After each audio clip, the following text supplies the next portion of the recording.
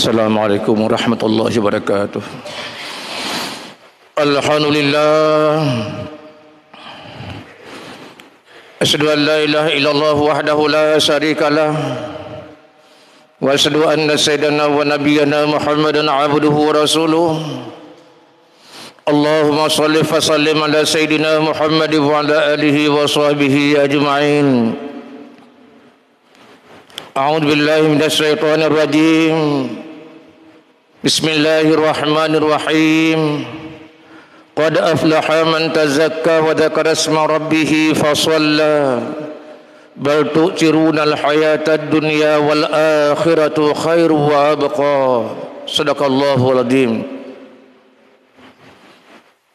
Pertama, selalu kita mengucap puji dan syukur kepada Allah Subhanahu wa taala. Juga selawat dan salam kepada Nabi kita Muhammad sallallahu alaihi wasallam dan kepada keluarga juga sahabat-sahabat sekalian. Hadirin sidang jamaah Jumat yang dimuliakan oleh Allah Subhanahu wa taala. Alhamdulillah, kita pada hari ini telah dapat memenuhi panggilannya Allah. Ya ayyuhalladzina amanu idza nudiya lis-salati min yaumil jumu'ati fas'au ila zikrillah. Dan juga melalui lisan daripada muazin, hayya 'alas shalah. Mari kita melaksanakan salat, tambah dengan hayya 'alal falah untuk mencari kemenangan. Hadirin sidang jamaah Jumat yang dimuliakan oleh Allah Subhanahu wa taala. Kita baru beberapa hari meninggalkan salah satu bulan yang mungkin tidak ada tandingannya, bulan suci Ramadan. Apakah dengan bulan Syawal, dengan bulan Zulqa'dah, dengan bulan Zulhijjah, dengan Rajab, Muharram dan sebagainya.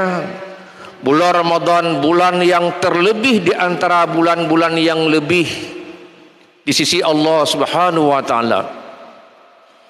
Maka Nabi mengatakan, barang siapa yang diberikan umur panjang sehat badan ketemu dengan bulan suci Ramadan, dia tidak mendapat keampunan daripada Allah Subhanahu wa taala, dia celaka orangnya. Celaka. Diberikan umur panjang, diberikan sehat badan, ketemu dengan bulan suci Ramadan, tetapi di penghujung Ramadan dia tidak mendapat keampunan daripada Allah Subhanahu wa taala, dia termasuk orang-orang yang celaka. Kenapa demikian? Karena Allah mewajibkan salah satu ibadah yang hanya ada di bulan suci Ramadan. Yang pertama puasa. Yang kedua, dianjurkan untuk melaksanakan salah satu ibadah yang sunat yang memang tidak ada pada bulan-bulan yang lain. Itu solat tarawih. Kalau solat witir kapanpun ada. Salat tahajud kapanpun ada, salat duha kapanpun ada, salat sunat mutlak kapanpun boleh kita lakukan. Tapi yang namanya salat tarawih hanya ada di bulan suci Ramadan. Maka baik ibadah puasa ataupun salat tarawih tidak mampu dilaksanakan oleh orang-orang yang badannya besar, yang tenaganya kuat. Karena untuk melaksanakan bermacam ragam amalan di bulan suci Ramadan bukan karena badan besar dan kuat tenaga, bukan. Yang dipanggil ya ayyuhalladzina amanu, hai orang-orang yang beriman, dengan faktor imanlah sehingga kita mampu melaksanakan bermacam ragam ibadah salat. Apakah puasa, salat tarawih, membaca Al-Quran, i'tikaf, bersedekah dan sebagainya, itu faktor iman, bukan faktor tenaga. Maka wajar Nabi mengadakan man shama ramadhana imanan wa ihtisaban ghufira lahu ma taqaddama min dzambih. Yang berpuasa karena iman. Man qama ramadhana imanan wa ihtisaban ghufira lahu ma taqaddama min dzambih. Barang siapa yang menghidupkan bulan suci Ramadan dengan bermacam ragam amalan, akan mereka mendapat keampunan daripada Allah Subhanahu wa taala, baik yang berpuasa ataupun yang menghidupkan daripada bulan suci Ramadan. Dan keimanan itu ada dua. Ada iman yang hanya sebatas di ucapan, hanya sebatas di lisan. Kalau kita tanyakan, bisa tahu enggak rukun iman? Hafal. Pertama, beriman kepada Allah, beriman kepada Rasul, pada malaikat, sampai kepada qada dan qadar. Hafal dia rukun iman. Hanya sebatas menghiasi ucapan ataupun bibir. Tapi iman-iman yang demikian tidak mampu mendorong untuk beramal di bulan suci Ramadan. Iman yang bagaimana yang mampu mendorong kita untuk beramal? Iman yang letaknya di lubuk hati, iman yang di dada. Sebagaimana Allah menyebutkan ciri-ciri orang yang beriman, yang benar-benar beriman, innamal mu'minuna alladzina idza dzukirallahu wajilat qulubuhum. Orang-orang yang beriman apabila mendengar nama Allah disebutkan gemetar hatinya. Hari Jumat ataupun di waktu-waktu yang lain, setiap hari paling kurang 5 kali dipanggil Allahu Akbar, hayyalah solah. Tapi tempat-tempat solat gersang, sepi. Tetapi ketika ibadah yang tidak dipanggil dengan panggilan azan, ramai. Mana ramai? Salat Idul Fitri dan salat Idul Adha tidak pernah ada azan di sana. Tidak disuruh sama Bilal azan ketika hendak salat Idul Fitri, tidak. Azan ketika hendak salat Idul Adha, tidak. Tetapi orang berbondong-bondong melaksanakan salat Idul Fitri walaupun tidak dipanggil, padahal itu ibadah sunat. Sedangkan salat 5 waktu diseru, dipanggil, hayya 'alas shalah. Tetapi banyak di antara saudara kita yang mereka ada kuping tapi mereka tidak mau mendengar kupingnya. Ulaika kal an'am, kata Allah, mereka itu seperti binatang, balhum adal, malah lebih hina daripada binatang. Maka oleh karenanya kita-kita yang sudah memasuki bulan suci Ramadan kemarin, itu bulan training, itu sebagai madrasah, itu sebagai latihan, sebagai bulan pembinaan. Berhasil atau tidak Ramadan kemarin kita lihat di bulan Syawal ini, 11 bulan yang akan datang. Ada enggak perubahan dalam kehidupan kita? Walaupun perubahan itu hanya sedikit, yang penting nak berubah. Yang penting ada perubahan. Kalau dulu mungkin sembahyang 5 waktu sudah kita solat, tetapi kadang-kala kalau duhur pohon ya kedi, menyasa poh 5:30 kedi, menyasubuh kaita mawate isra kedi. Tapi coba kita robah. Kalau hari ini paling kurang solat 5 waktu itu tepat pada waktunya. Oh, saya dulu sudah tepat waktu tapi jarang untuk berjamaah. Robah. Kemarin kita sudah upayakan di bulan suci Ramadan, subuhnya berjamaah, maghribnya berjamaah, isyanya berjamaah. Mampu enggak kita pertahankan kebiasaan di bulan suci Ramadan berjamaah di luar Ramadan ini? Kalau enggak mampu, berarti didikan Ramadan kemarin kita gagal. Jadi orang-orang yang ada perubahan sesudah Ramadan, mereka itulah yang Ramadannya memperoleh la'allakum tattaqun. Tetapi ada manusia juga ketika bulan Ramadan dia lalai. Ketika Ramadan dia taat. Berakhirnya Ramadan lalai kembali. Mereka yang demikian sebagaimana kata Nabi, kam min shaimin laisa lahu min syai'il laju wal as. Banyak manusia yang berpuasa tapi hanafah lah, yang ada lapar dan haus, enggak ada perubahan dalam kehidupannya. Sebelum Ramadan dia biasa-biasa, sesudah ketika Ramadan dia agak rajin beribadah, tadarus, baca Al-Quran dan sebagainya. Tapi di luar Ramadan, puasa berangkat, tarawih berangkat, intikaf juga berangkat, baca Al-Quran berangkat, semua berangkat. Syukur-syukur salat 5 waktu juga enggak berangkat. Tapi ada juga manusia sebelum Ramadan dia maksiat, ketika Ramadan juga dia maksiat, sesudah Ramadan juga bermaksiat. Jadi ada 3 kelompok manusia. Mudah-mudahan kita jangan pada kelompok yang pertama dan yang kedua, tapi kita harus memposisikan diri pada kelompok yang 3. Sesudah Ramadan kita ada perubahan. Di satu sisi kita gembira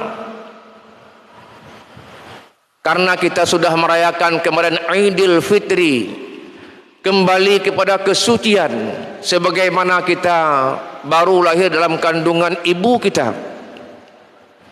Tapi ada juga hari raya itu dikatakan dengan hari kemenangan, karena dia telah mampu melawan bermacam perlawanan.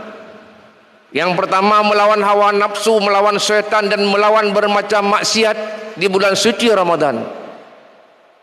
Kalaulah kita mengadakan menang, rasanya kurang cocok. Karena dalam kehidupan kita manusia ini tidak pernah berhenti untuk melawan. Kapan baru berakhir kita melawan? Ketika nyawa sudah keluar, baru berakhirnya perang kita dengan hawa nafsu dan perang kita dengan syaitan. Maka Allah mengatakan, ya ayyuhalladzina amanu dukhulu fis silmi kaffah wa la tattabi'u khutuwatis syaitan innahu lakum aduwwum mubin, kata Allah. Kita perang, selalu melawan, perang dengan syaitan dan perang dari hawa nafsu. Lebih-lebih di bulan Syawal ini, biasanya orang yang sudah mendapat kemenangan dia gembira, berleha-leha, bersenang-senang. Padahal pada hari itu semua syaitan-syaitan yang dulunya dikerengkeng dilepas oleh Allah, yang dulunya dikerengkeng dilepas oleh Allah, yang dulunya diikat dilepas oleh Allah, sehingga dia berteriak, iblis laknatillah. Sehingga teman kawannya menanyakan, wahai sang komandan kami, kenapa engkau berteriak begitu keras? Apa yang membuat anda durhaka? Apa kata iblis? Kalian harus tahu yang bahwa pada hari ini tidak siapa-siapa yang menggangguku, tapi pada hari ini semua umat Muhammad sudah mendapat keampunan daripada Allah Subhanahu wa taala. Mereka menjawab, apa yang harus kami lakukan kalau demikian? Buat mereka sibuk dengan dunia, lalaikan mereka kembali supaya mereka berdosa kepada Allah Subhanahu wa taala. Maka ketika kita solat tarawih kemarin, dibaca oleh setiap rakaat oleh Pak Imam, lebih-lebih di rakaat pertama solat tarawih kalau kami enggak keliru, dibaca alhaqumut takasul hatta zultumul maqabir. Tiap malam dibaca, tiap malam dibaca. Apakah kita paham apa yang dibaca oleh Pak Imam itu? Alhaqumut takasur, bermegah-megah kamu. Kita di penghujung Ramadan kemarin bermegah-megah, kosongnya masjid, penuhnya toko-toko, sibuk dengan gorden, sibuk dengan baju baru, sibuk dengan sepatu, sibuk bermacam kesibukan. Hatta zultumul maqabir, katalah, sampai kamu masuk ke kubur. Bermegah-megah dengan nikmat yang Allah berikan. Padahal nikmat itu banyak kita dustakan, sebagaimana Allah menyebutkan dalam surah Ar-Rahman, fabi ayyi ala'i rabbikuma tukazziban. Nikmat yang mana yang kamu dustakan? Di antara nikmat yang sering kita dustakanlah nikmat waktu yang Allah berikan, nikmat sehat yang Allah berikan. Padahal kita manusia diciptakan oleh Allah, wa ma khalaqtul jinna wal insa illa liya'buduni. Kita diperintahkan untuk beribadah kepada Allah, beribadah kepada Allah. Dan Allah juga sediakan neraka jahanam untuk kita, bukan untuk makhluk-makhluk yang lain. Neraka jahanam sediakan untuk kita. Walaqad dara'na li jahannama katsiran minal jinni wal insi, kata Allah. Kami sediakan neraka jahanam untuk jin dan untuk manusia. Maka oleh karenanya di penghujung Ramadan kemarin mungkin kita sudah mengisi dengan bermacam ragam ibadah, dan kita menunggu malam Lailatul Qadar, karena Nabi mengadakan 10 yang akhir ada satu malam yang lebih bagus daripada 1000 bulan, malam Lailatul Qadar. Aisyah pernah menanyakan kepada Rasulullah, ya Rasulullah, seandainya kami menemukan malam Lailatul Qadar, apa yang hendak kami baca? Apakah kami memperbanyak tahlil? Apakah kami memperbanyakkan membaca sama dia? Rasulullah mengatakan, perbanyakkan doa. Allahumma innaka afuwun karimun tuhibbul afwa fa'fu anna ya karim. Setiap tarawih dibaca, Allahumma innaka afuwun karimun tuhibbul afwa fa'fu anni ya karim. Kita mohon ampun, kita mohon diperbanyakkan maaf oleh Allah, karena manusia kita ini banyak dosa dengan Allah Subhanahu wa taala. Dan mudah-mudahan kita yakin doa-doa yang kita baca di bulan suci Ramadan, karena doa di bulan suci Ramadan tidak pernah ditolak oleh Allah Subhanahu wa taala. Maka oleh karenanya yang paling penting kepada kita pada hari mempertahankan apa yang sudah kita peroleh pada hari ini. Pakaian kita yang sudah bersih, badan kita yang sudah suci, hati kita yang sudah bening pada hari ini, kita jaga 11 bulan yang akan datang dengan bermacam ragam amalan. Yang pertama, ibadah solat 5 waktu. Karena ibadah solat 5 waktu ini salah satu ibadah yang paling berat, cukup berat, cukup berat. Imam Ghazali mengatakan kepada murid-muridnya, wahai muridku, Anda tahu apa yang paling ringan di dunia ini?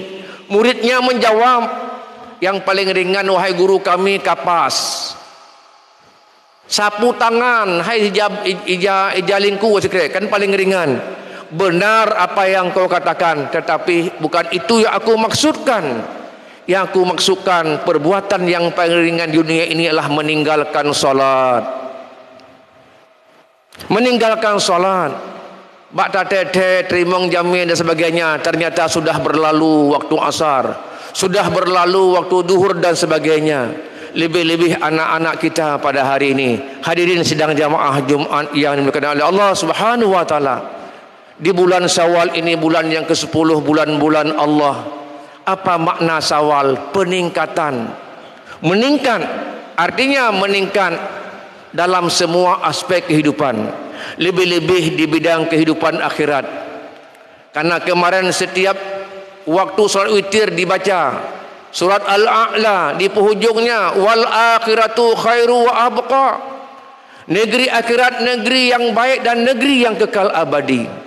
Orang-orang yang bijak, orang-orang yang cerdas akan mencari bekal sekuat tenaga, bukan hanya untuk mempersiapkan diri untuk 100 tahun hidup di dunia, tapi dia mempersiapkan diri bekal untuk dia kembali ke alam akhirat yang tidak ada batas waktu di sana. Hana batas wate di nyidonya no 100 tahun, idonya 70 tahun kadangkala, tapi kehidupan kita di akhirat tidak ada batas waktu. Maka persiapkanlah bekal untuk kita kembali ke akhirat kelak nanti yang tidak ada batas waktu dengan amalan-amalan. baik amalan-amalan yang wajib ataupun amalan-amalan yang sunat yang merupakan tambahan dalam kehidupan kita di akhirat kelak nanti. Dan yang lebih penting lagi, kita sebagai orang tua pada hari ini, pesan Allah, ya ayyuhalladzina amanu qu anfusakum wa ahlikum nara wa quduhan nasu wal hijarah 'alaiha malaikatun ghiladun sidadun la ya'sunallah ma amarahu wa yaf'aluna ma tu'marun. Hai orang-orang beriman, jaga dirimu, alhamdulillah, dan jaga keluargamu, istri-istri kita, anak-anak kita. Dan persoalan kita pada hari ini bukan persoalan kita sebagai orang tua, tapi persoalan kita, anak-anak kita yang kita tinggalkan, yang kita lihat hari tantangannya luar biasa. Pesan kepada mereka, ingat kepada mereka, wasiatkan kepada mereka. Tantangan ke depan lebih berat. Maka Nabi mengatakan, ajarkan anakmu lebih cerdas daripadamu, ajarkan anakmu lebih alim daripadamu, ajarkan anakmu lebih paham daripadamu. Kenapa? Karena mereka hidup bukan pada zamanmu. Zaman mereka yang tantangannya luar biasa nanti.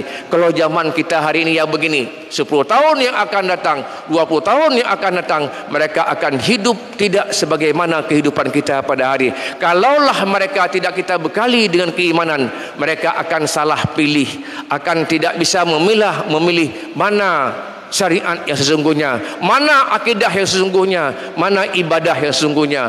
Wal yakhshal ladina law taraku min khalfihim, kata Allah, hendaklah setiap kita khawatir meninggalkan keturunan kita dalam keadaan lemah. Pertama, lemah di segi keimanannya, akidahnya, lemah di segi pengetahuannya, lemah di segi ekonominya, sehingga keimanan mereka akan dibeli oleh agama-agama yang lain. Hadirin sidang jamaah, mudah-mudahan kita terus fastabiqul khairat, berlomba-lomba dalam kebaikan, lebih-lebih di bulan Syawal ini. Amin ya rabbal alamin. Alhamdulillah, asyhadu an la ilaha illallah wahdahu la syarika lah, wa asyhadu anna sayyidana wa nabiyyana Muhammadan abduhu wa rasuluh. Allahumma shalli wa sallim ala sayyidina Muhammad wa ala alihi wa sahbihi ajma'in. Amma ba'du, fa ya ibadallah, ittaqullah haqqa tuqatih wa la tamutunna illa wa antum muslimun. A'udzu billahi minasyaitonir rajim. Bismillahirrahmanirrahim. Wal 'asri innal insana lafi khusr illa allazina amanu wa 'amilus solihati wa tawasaw bil haqqi wa tawasaw bis sabr. Barakallahu li wa lakum fil Qur'anil azim wa nafa'ani wa iyyakum bima fihi minal ayati wa dzikril hakim wa taqabbala minni wa minkum tilawatahu innahu huwa ghafurur rahim.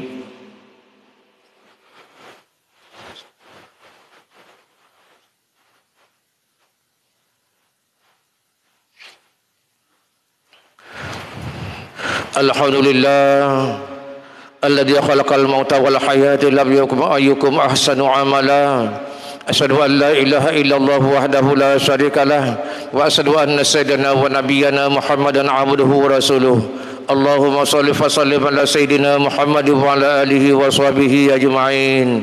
Amma ba'du, fa ya ibadallah, ittaqullah haqqa tuqatih wa la tamutunna illa wa antum muslimun.